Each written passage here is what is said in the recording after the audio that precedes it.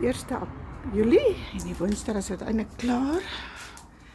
Platsak maar dankbaar, dis so lekker van voor, maar oor die vensters, die deur.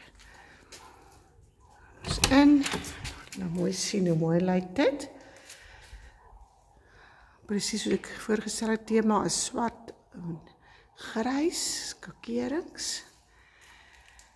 So jy kan enige kleur hier inbring, wat jy ook al wil. So lekker van binne af.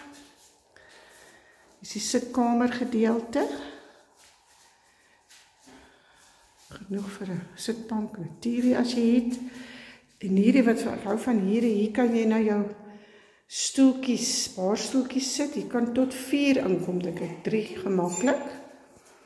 Kaste is baie mooi gedoen, lekker groot op area waar jy kan werk, kos, as jy wil bak en brou. Hier kom die yskas, die wasmasjien, opwasgedeelte, besemkas, stoofgedeelte met die hoed, mal oor hierdie teels, wat ou Bradley vir my gedoen het. Hy het elke teel opgesny en geplak. Gaan ons hier na die slaapkamer toe. Daar is die baandeur na die toilet en store toe. Lekker baie kaste. Hier sal die bed staan, 'n dubbelbed, genoeg spasie met 2 kassies langsaan.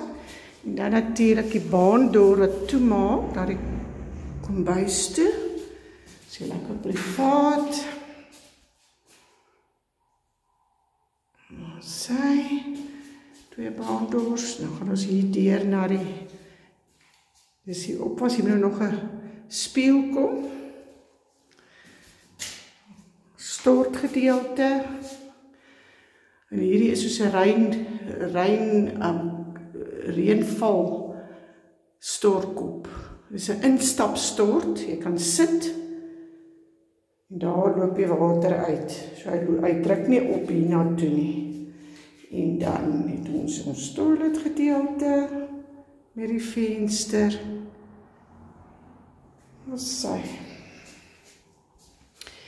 En ek dink dis oor genoeg vir 'n een persoon of vir 'n jong paartjie. Oop. My honde dink ook dis baie oulik. En daar is sy. 1 slaapkamer woonstel, oop plan, groot kombuis.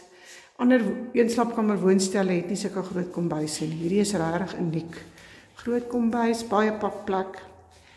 En dan nou jou sitgedeelte en jy kan buite onder die afdak sit. As jy nou mense kry en jy voel jy sit ten minste sit jy lekker stelletjie voor. Daar is met elektroniese hek buite en jy het lekker hangplekkie langsaan. Daar is elektroniese hekke.